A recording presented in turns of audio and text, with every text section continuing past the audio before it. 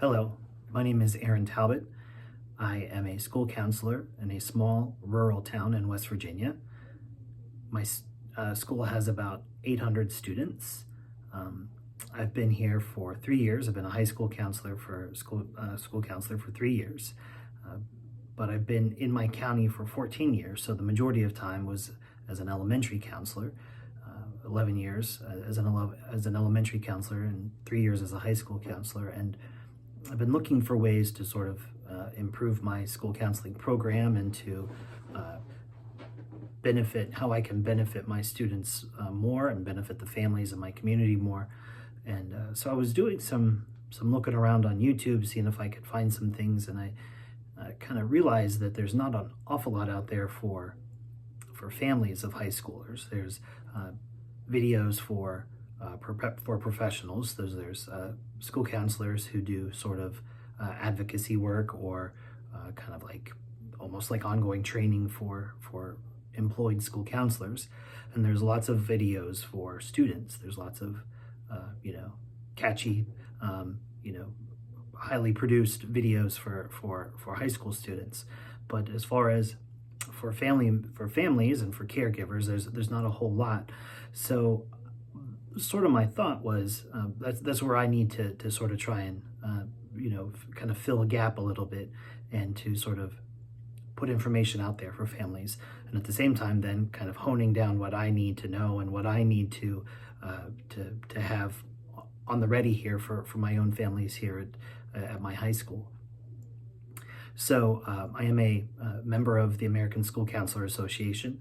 I do have my board certification. I'm a nationally board certified counselor, and one of my heroes for working with students, with adolescents, with children. One of my heroes is Mr. Rogers.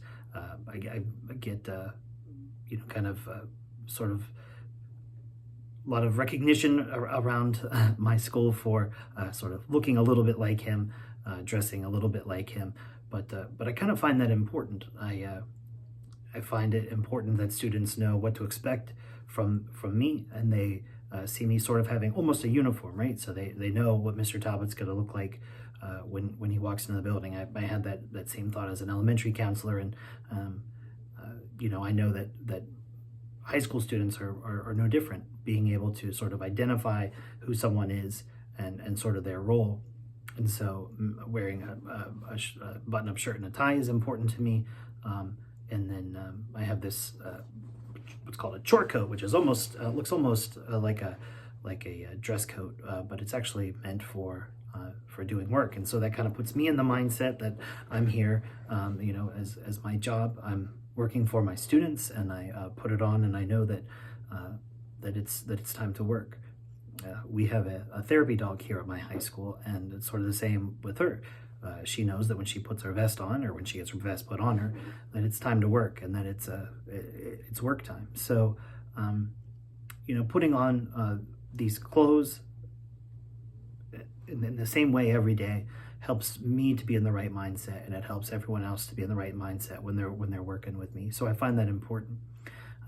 But that's not the only thing that draws me to Mr. Rogers, or draws me to sort of like emulate him, or to be okay with being compared to him.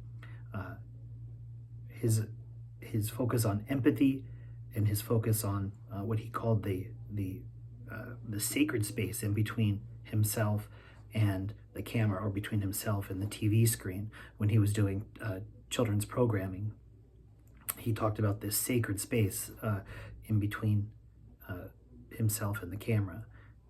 And I kind of want to bring that here as well. I want to know that this is a sacred thing, right? Education, communication between the school system and parents is a sacred space. It's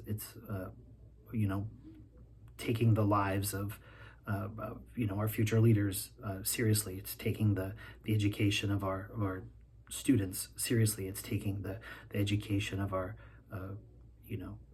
future, and our leaders, and our heritage then to go forward, taking it seriously.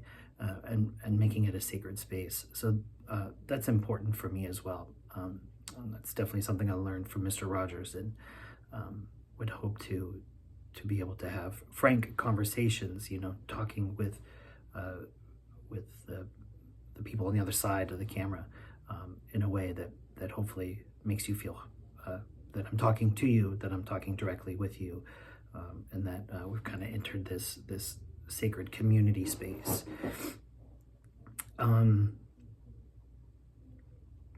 So the purpose of the videos, like I said, to navigate public schools better, help plan what is needed, for me to help plan what is needed here in my own program here at Elkins High, but also,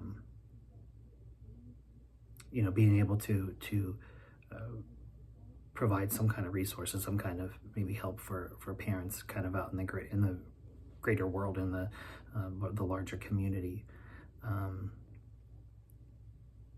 These videos are for parents and caregivers. They're not for students per se, kind of helping to provide you a framework to help your students plan the future, and plan where they need to be, and to know where they need to be, and to plan where to go next.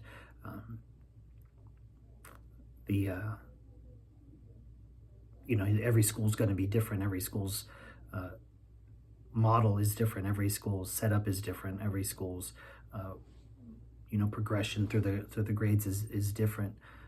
So what happens here isn't necessarily what's going to happen at your high school, in your community, but I'm hoping that we can kind of hit on a lot of different things, and that it will be able to be applied kind of wherever, or at least most places, if not all, then most places.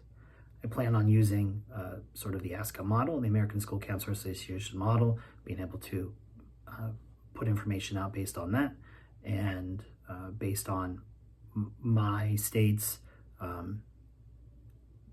standards, focusing on those, but hoping that those will kind of be able to resonate with people other places. So look forward to more videos, look forward to more stuff. Plenty of people start videos, and they kind of let them fall by the wayside, and then kind of to disappear. But I'm hoping to keep this going. I plan on working for another 15, 20 years, and I'm hoping that this kind of evolves with technology and with education, hoping that it kind of sticks around, because there's one thing, I looking into YouTube, seeing that there have been things in the past that people have posted, but they're like 3 years old, 5 years old, 10 years old even. And education changes so much. We have it's now February, or actually March of 2025. So we have a whole new administration at the federal level. Things are changing. The state of education is sort of in flux right now. We have the possibility of losing the Federal Department of Education. So the world looks much different in 2024 than it did in 2020, 2021 even. In some cases, like some of the videos that pop up when I do some basic searches, 2015 even. So it's a long break. So I'm hoping to be able to be a good resource for you. I'm hoping to be able to provide you some good information, and some positive things in your world and in your students' world. Okay, talk to you later.